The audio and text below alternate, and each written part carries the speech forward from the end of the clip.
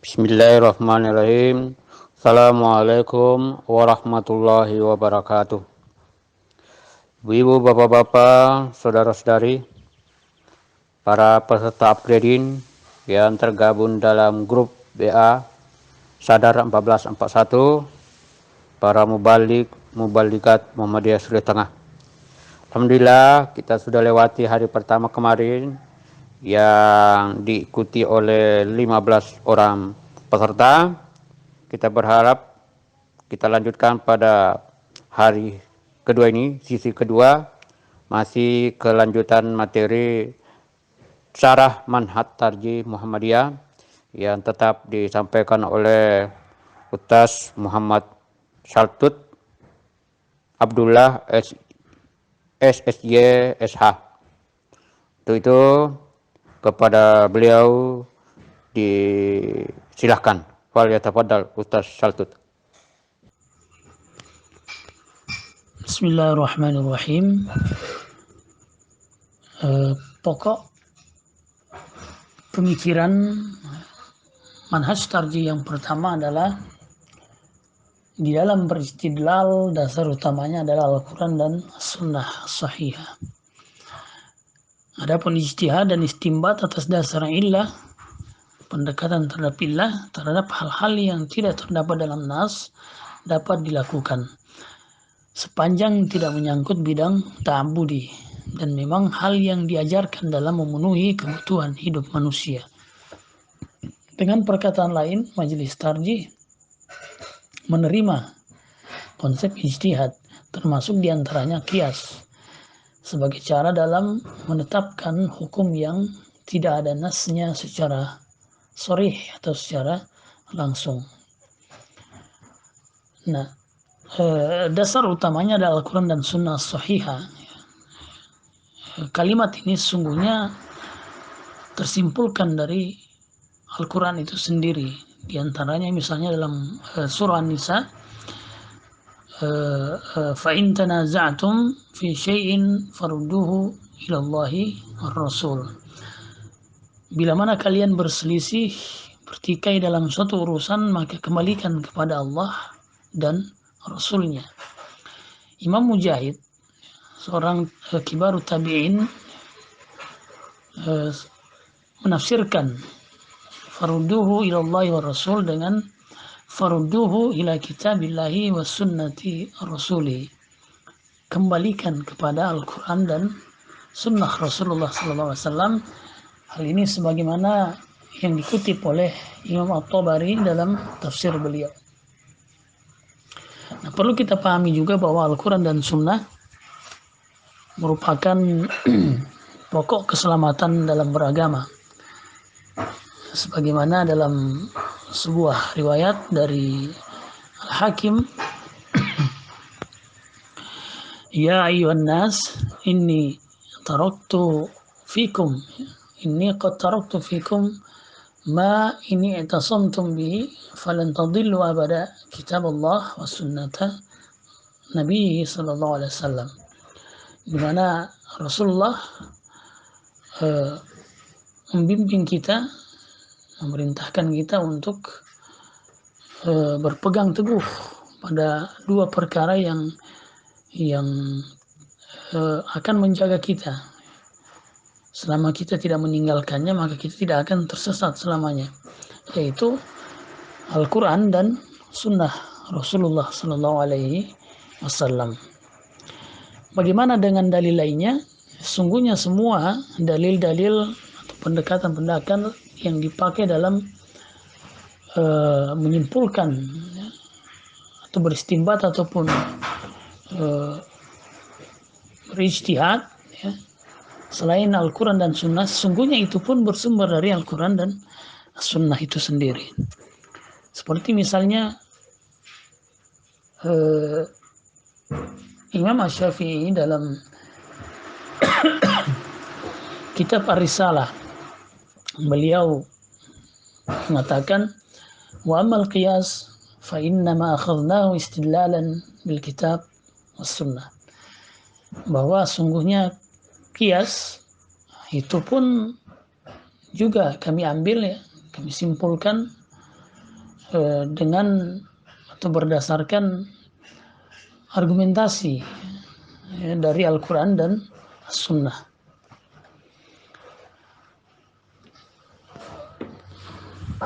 Nah, perlu kita pertegas juga bahwa dalam kitab Masail Khamsah,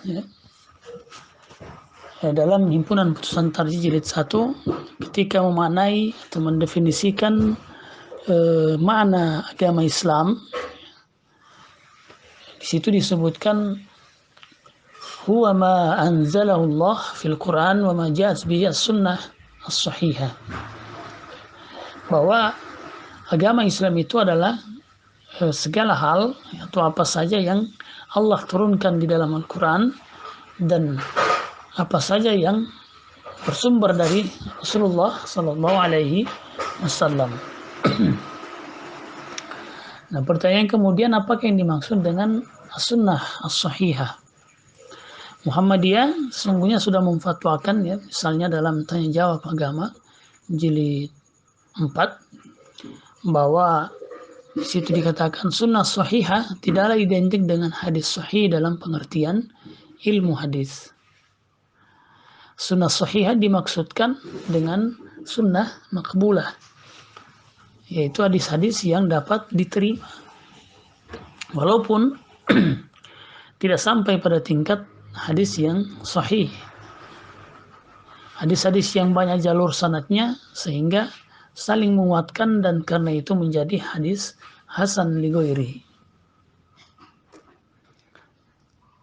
Hal itu juga dipertegas dengan mengganti istilah sahihah menjadi makbulah sebagaimana dalam keputusan Munas Tarjih yang ke-27 tahun 2000 di Jakarta.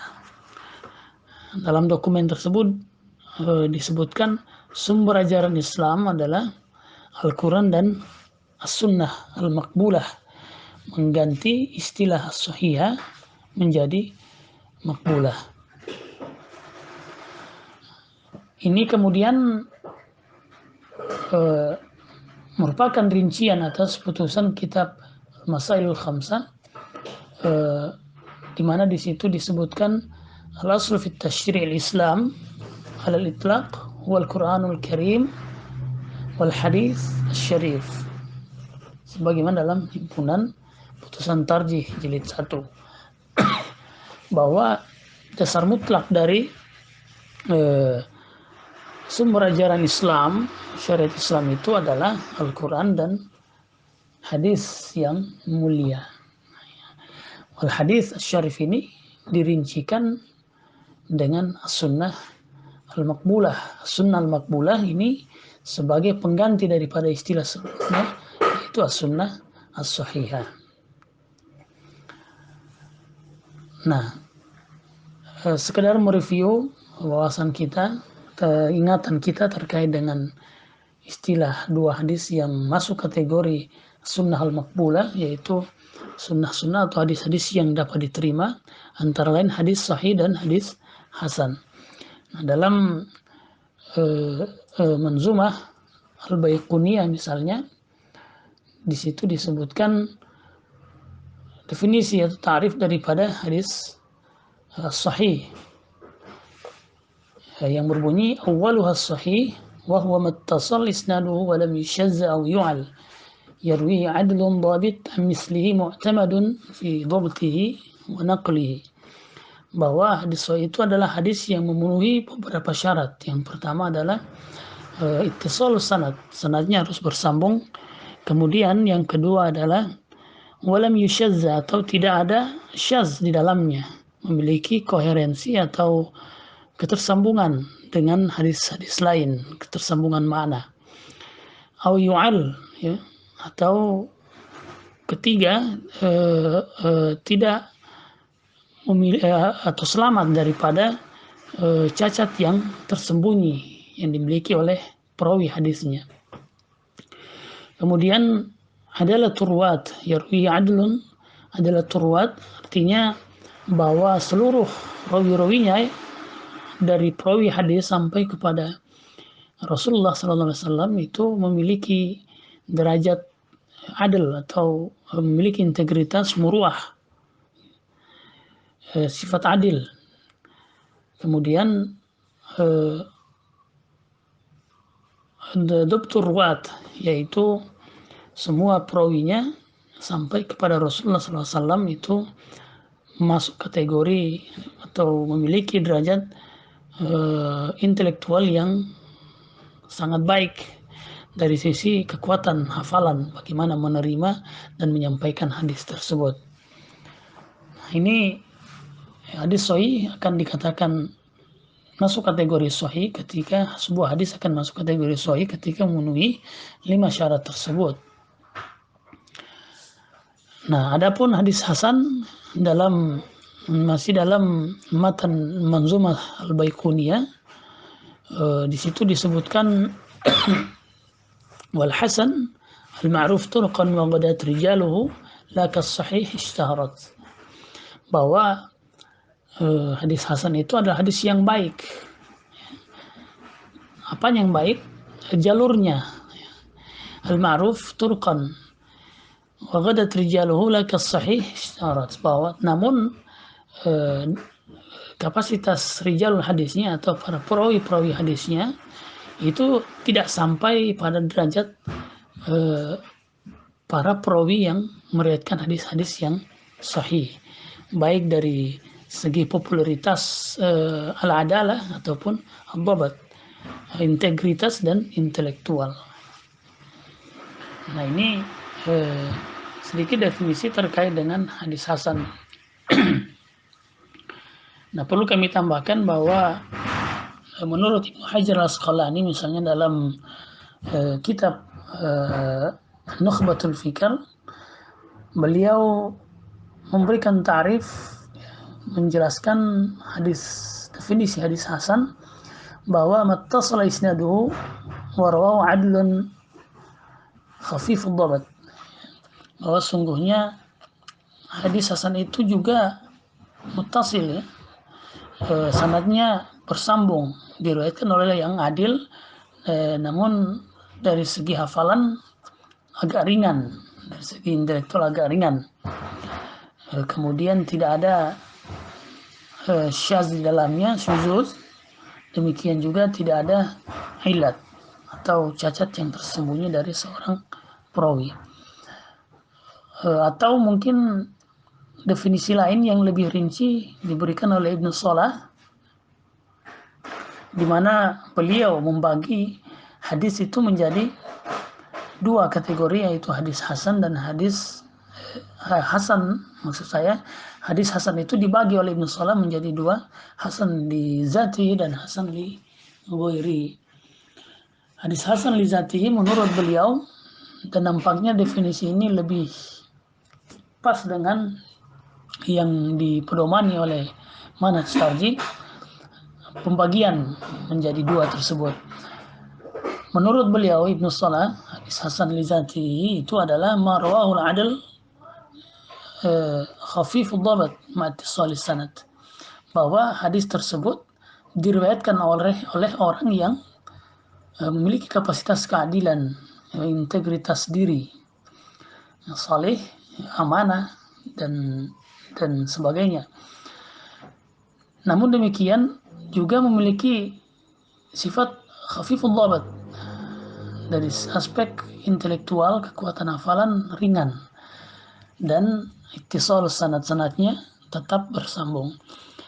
Demikian juga hadis hasan li ghairi menurut beliau huwa ma rawahu dhaif idza kasrat makharij asanidi wa ta'addadat turuq hadisi, bahwa hadis hasan li ghairi itu sejatinya adalah hadis yang diriwayatkan oleh rawi yang dhaif, yang lemah, namun memiliki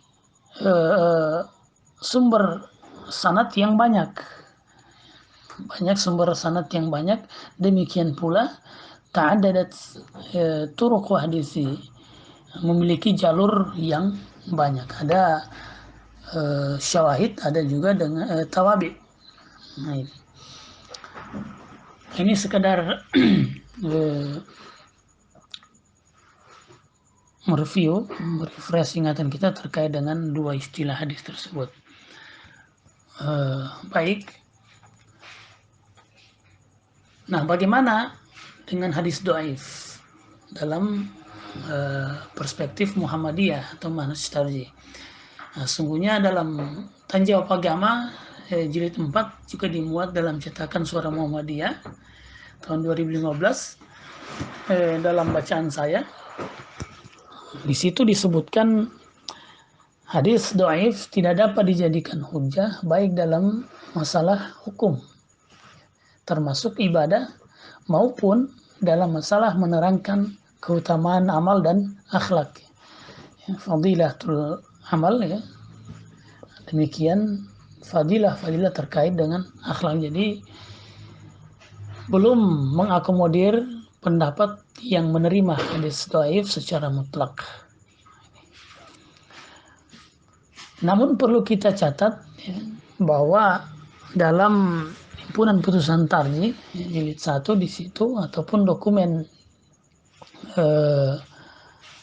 resmi Munas Tarjih 2000 di situ ada keterangan terkait dengan hadis dhaif yang kemudian menjadi salah satu kaidah yang dipedomani oleh Muhammadiyah terkait dengan hadis itu sendiri. Disebutkan bahwa al-hadis ad-dhaifah ya'dadu ba'duha ba'dan la yuhtaju biha. Bahwa sungguhnya hadis dhaif itu walaupun banyak jalurnya ya, banyak sumbernya yang nampak saling mendukung satu sama lain, itu tetap tidak bisa dijadikan sandaran kecuali memiliki beberapa syarat.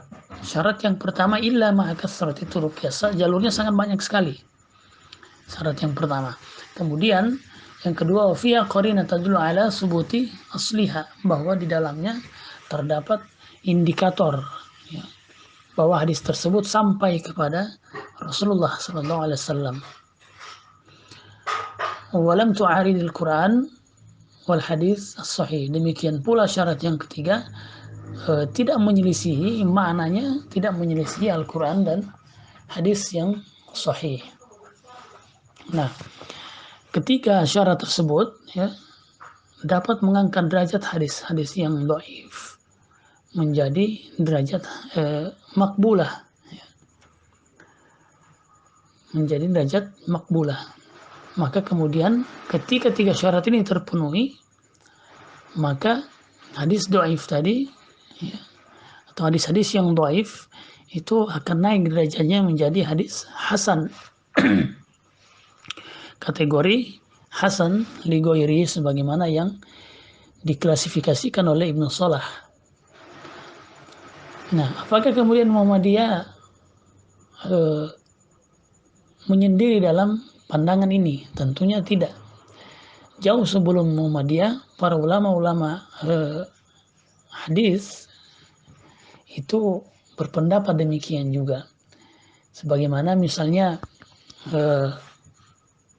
Yahya bin Ma'in, Amirul Mu'minin fil hadis.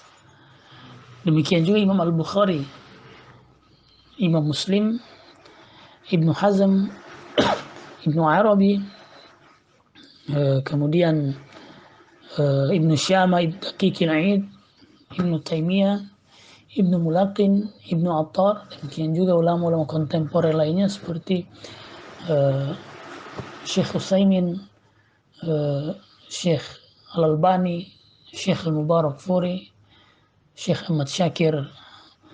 Semua ini mereka berpandangan sebagaimana juga yang dipahami oleh Muhammadiyah, bahwa hadis-hadis dhaif itu tidak dapat dijadikan hujjah ya, baik dalam masalah hukum, masalah ibadah, demikian pula dalam masalah keutamaan amal dan akhlak. Maka sungguhnya para mubalik dan mubalighah Muhammadiyah perlu memiliki wawasan yang luas terkait dengan hadis-hadis dhaif ini agar tidak terjebak dalam pendapat yang membedai daripada jumhur ulama, demikian pula konsensus dalam Muhammadiyah. Nah, misal kita ambil contoh pendalilan dengan hadis Hasan.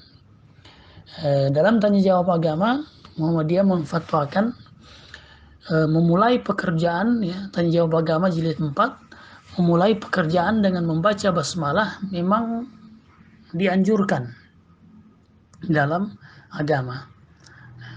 Hadis Nabi di antara lain riwayat Ibnu Majah dari Abu Hurairah, juga riwayat Abu Daud dan Ibnu Majah. Menurut penilaian Ibnu Salah, hadis tersebut hadis hasan. Apa itu? Bahwa menyebutkan semua perkara yang tidak dimulai dengan basmalah akan putus. Kullu amalin zibalin la yubda bi basmalah fahuwa aqta, kan putus. Ini menurut penilaian Ibnu Salah, hadis ini hadis hasan. Contoh menolak hadis palsu misalnya dhaif, ya, hadis dhaif, hadis palsu. Dalam tanya jawab agama jilid 4, di situ dijelaskan tim fatwa menganalisa terkait pertanyaan yang masuk, yang menanyakan tentang hadis hubbul watan minal iman. Jawaban yang diberikan sebagai berikut, bahwa adapun hadis yang berbunyi hubbul watan dan seterusnya adalah hadis maudhu, artinya hadis palsu, tidak sahih. Memang dalam pengertian yang baik, mempertahankan tanah air karena kebenaran adalah benar. Dalam hadis riwayat At-Tirmizi dan lainnya dengan nilai sahih disebutkan bahwa orang mati karena mempertahankan hartanya adalah termasuk syahid. Maksudnya syahid akhirat, yakni mendapat pahala sebagaimana orang yang mati syahid. Termasuk juga dalam riwayat itu orang yang mati karena mempertahankan tanah air yang akan dirampas, sebagaimana dalam perang kemerdekaan kita di masa yang lampau. Jadi sungguhnya maknanya memiliki kesamaan dengan hadis-hadis lain, namun hadis tersebut secara sanad gugur karena tidak bersambung, ya. Kategori ittisal sanad sebagaimana yang harus dimiliki dalam hadis yang kategori sahih ataupun hasan itu gugur, tidak dimiliki karena hadis ini hadis maudhu. Nah, contoh misalnya pendalilan dengan hadis hasan terkait dengan takbir zawaid saat sholat idain. Dalam hadis riwayat Abu Daud disebutkan at-takbir fil fitr sab'un fil awal, sab'un fil ula, wa khamsun fil akhirah. Bahwa takbiratul ihram, ya, takbir, lafal takbir, bukan takbiratul ihram maksudnya, lafal takbir di dalam Idul Fitri itu dalam rakaat pertama itu 7 kali takbir. Demikian pula dalam rakaat kedua 5 kali takbir. Nah, perlu kita ketahui dalam penelitian bahwa dalam sanad hadis tersebut itu ada seorang perawi yang lemah bernama Abdullah bin Abdurrahman bin Taif At-Taif. Abdullah bin Abdurrahman At-Taifi. Ibnu Hajar Al-Asqalani menilainya sadukun yukhti wa yahim. Dia ini jujur, orang yang jujur, namun yukhti wa yahim, kadang-kadang keliru, melakukan kesalahan, demikian juga memiliki waham atau ketidakjelasan. Imam Al-Zahabi demikian juga menilainya dengan menukil perkataan Abu Hatim. Beliau berkata laisa biqawi, bahwa Abdullah bin Abdurrahman At-Taifi ini seorang perawi yang tidak kuat. Dari aspek ini, maka hadis tersebut, ya, at-takbir fil fitr sab'un fil ula wa khamsun fil akhirah, itu masuk kategori dhaif. Hadis yang masuk kategori hadis dhaif. Tetapi perlu kita pahami bahwa hadis ini memiliki belasan jalur yang saling menguatkan. Maka kemudian Muhammadiyah ya menilainya masuk kategori hasan li ghairi. Nah, pendapat ini, keputusan ini nampaknya berbeda dengan yang dipahami oleh Majelis Tarjih Pimpinan Wilayah Muhammadiyah Jawa Barat yang memutuskan pada tahun 1973 dalam referensi yang kami dapat bahwa mereka memandang takbir salat itu sama dengan salat biasa, jadi hanya sekali saja. Sebab mereka masih berpegang pada kaidah yang pertama, yaitu hadis al-hadis as-sahihah atau as-sunnah as-sahihah. Sebelum kemudian mengalami perubahan istilah ke arah as-sunnah al-maqbulah. Nah, jadi ini terkait dengan dinamika dalam fatwa-fatwa atau keputusan-keputusan terkait dengan ibadah. Nah, selanjutnya ijtihad dan istinbat atas dasar illah terhadap hal yang tidak terdapat dalam nas dapat dilakukan sepanjang tidak menyangkut bidang ta'budi dan memang hal yang diajarkan dalam memenuhi kebutuhan hidup manusia. Dengan kata lain, Majelis Tarjih sesungguhnya menerima ijtihad termasuk qiyas sebagai cara dalam menetapkan hukum, sebagai sumber dalam menetapkan hukum yang tidak ada nasnya secara sharih atau secara langsung. Nah, berikut disebutkan ya di dalam himpunan putusan tarjih misalnya atau dokumen Munas 2000,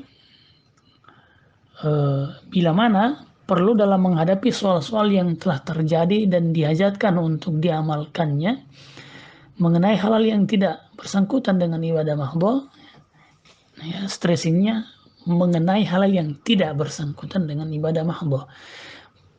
Padahal untuk alasannya tidak terdapat nas yang sharih atau yang jelas yang langsung di dalam Al-Quran dan Sunnah Shahihah, maka jalan untuk mengetahui hukumnya adalah melalui ijtihad dan istinbat dari nas-nas yang ada berdasarkan persamaan illat, ya, sebagaimana telah dilakukan oleh ulama salaf dan khalaf. Nah, ini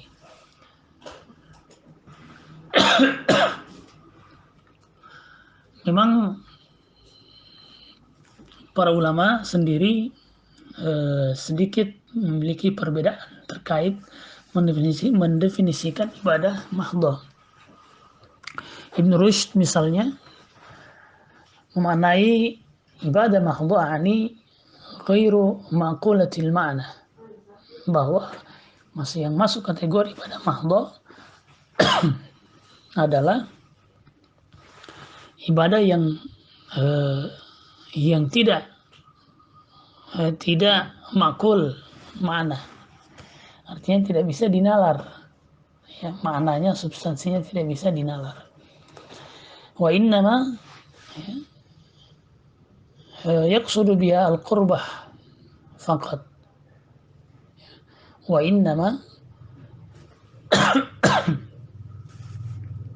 yaqsudu biha al-qurbah faqat, bahwasanya hanya saja yang dimaksud dengan ibadah tersebut ya adalah pendekatan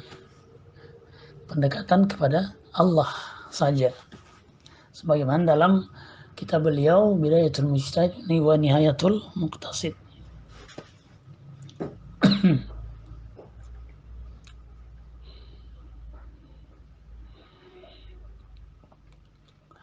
Namun perlu kita pahami bahwa ini terkait dengan ibadah mahdhah, bahwa tidak diberlakukan qiyas dalam ibadah mahdhah yang bersifat ta'budi, ya.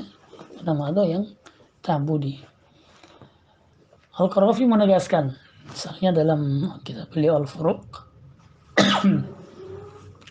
wa ma ta'abbud ya la yasihul qiyas, ya, Dan dalam kasus-kasus ta'abudi tidak diperbolehkan, tidak dilegalkan penggunaan kias. Beliau juga mengatakan, ya, kullu amrin ta'abudiyun, ya, bahwa kullu amrin ta'abudi, segala urusan yang bersifat ta'abudi, ma'nahu anna fihi ma'nan lam na'lamuhu, ya, lam na'lamhu, bahwa dalam masalah perkara-perkara ta'abudi maknanya bahwasanya kita tidak mengetahui, ya, substansi mana daripada bentuk tata cara ibadah perkara-perkara ta'budi tersebut. La annahu laysa fi ma'na, bukan berarti kemudian maknanya tidak, dia ibadah ta'budi itu tidak memiliki makna. Dia memiliki makna namun kita tidak mengetahui. Misal contohnya dalam ibadah kurban yang dituntunkan, ya, dianjurkan adalah menyembelih unta, sapi, atau kibas, domba. Ini ketentuan ini kita tidak memiliki ilmu terkait hal itu. Ya, artinya memang dari sananya perintahnya seperti itu. Dia memiliki makna tapi kita belum sampai memahami pada apa sebenarnya maksud daripada itu.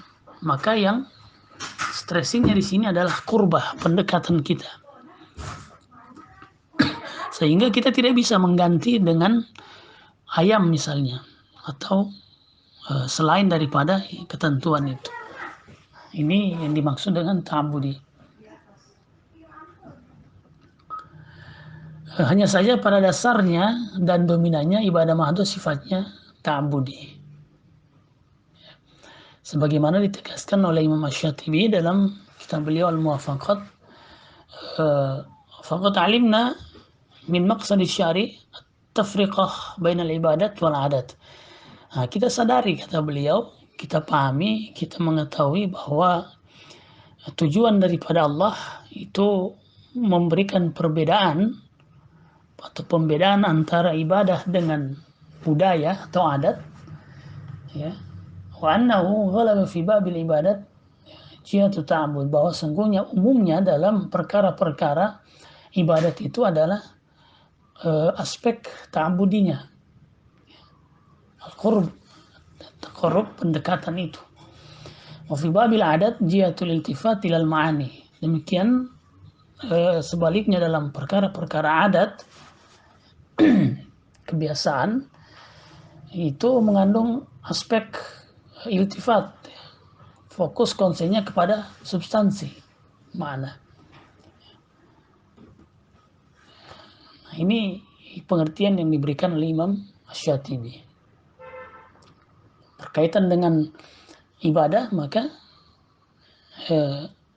kecenderungannya adalah ta'abudi. Sebaliknya dalam perkara-perkara adat itu substansial atau ta'akuli. Artinya kita bisa menghadirkan, kita bisa melakukan penalaran.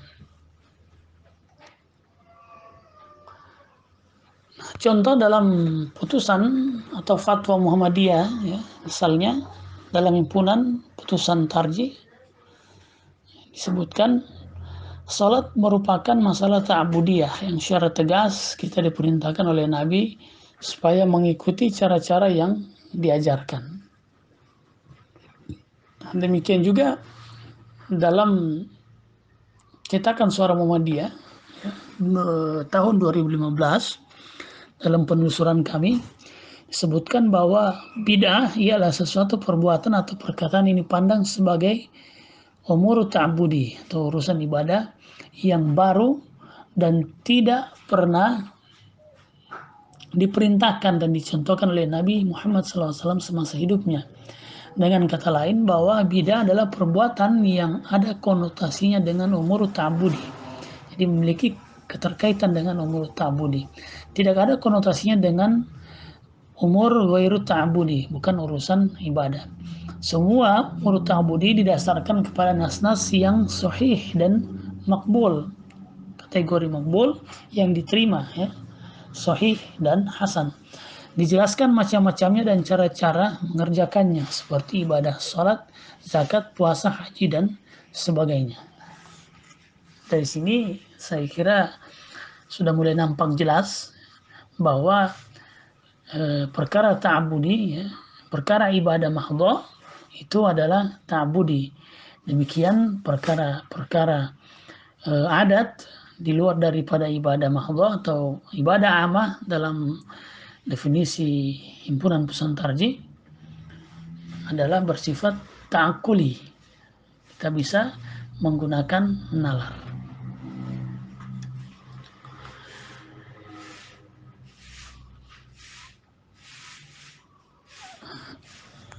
Nah, selain kias, sesungguhnya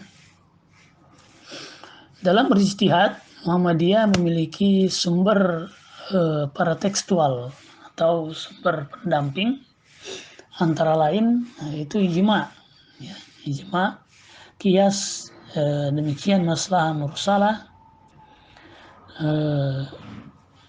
Ijma ini akan kita bahas di pokok manhaj tarjih poin ke-6, kemudian kias itu pada pokok ke-9, lalu kemudian maslahah mursalah pada pokok ke-14, lalu kemudian juga ada sumber lain yaitu istihsan, kemudian ada sumber lain pula saddu zari'ah akan dibahas pada pokok ke-8, kemudian ada uruf, ya, uruf, kebiasaan, ya, atau adat. Kemudian ke-7 fatwa sahabah, ini akan dibahas pada pokok yang ke-15. Nah, contoh misalnya penggunaan istihsan. Kita mulai dari istihsan dulu, dari beberapa sumber pendamping. Contoh penggunaan istihsan, ya, bahwa Muhammadiyah membolehkan transfusi darah, dan bahwasanya ia tidak menyebabkan hubungan kemahraman. Ini bisa kita rujuk dalam Tanya Jawab Agama Jilid 1, demikian juga Suara Muhammadiyah 2015. Nah, apa itu istihsan? Istihsan itu adalah pengambilan kesimpulan hukum yang nampak menyelisihi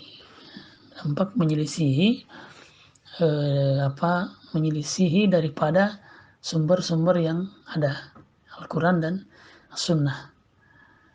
Nampak menyelisih. Misalnya adalah, contoh lain adalah Muhammadiyah memutuskan bahwa perceraian itu harus dilakukan di depan pengadilan. Nah, ini tidak ada tuntunannya.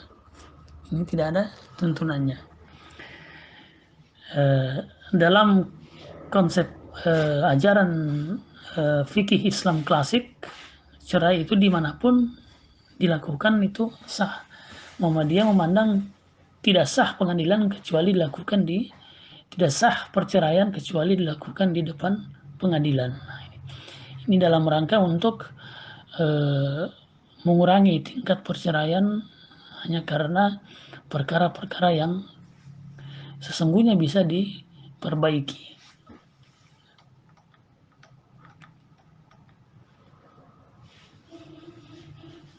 Baik, saya kira ini mungkin terkait dengan pokok pertama, terkait Al-Quran dan Sunnah sebagai sumber. Demikian juga Muhammadiyah tidak menolak penggunaan ijtihad ataupun kias terkait dengan hal-hal yang tidak ada dalil-dalil yang sharih, yang tegas secara langsung berbicara terkait kasus tersebut. Demikian, Allahu a'lam bishawab. Assalamualaikum warahmatullahi Alhamdulillah, wabarakatuh. demikian tadi materi yang telah disampaikan Ustaz Saltut pada para mubaligat, para peserta anggota grup, agar kiranya dapat menyimak dengan baik dan diupayakan semaksimal mungkin untuk bisa memahaminya. Bagi yang sudah mendengar, menyimak, agar bisa mengisi daftar hadir dan selalu dikaitkan dengan rekaman tersebut, dengan materi tersebut. Terima kasih. Kita akan lihat sepanjang hari ini. Kita berharap anggota grup bisa secara bergantian, secara bisa on dan memutar kembali, mendengarkan kembali baik-baik materi ini, materi sesi yang kedua. Dan insya Allah kita akan lanjutkan pada sesi yang ketiga besok hari Kamis tanggal 16 Caban 1441 dan tanggal 9 April 2022. Semoga bermanfaat materi ini. Nasrul minallah, fatun qarib. Assalamualaikum warahmatullahi wabarakatuh.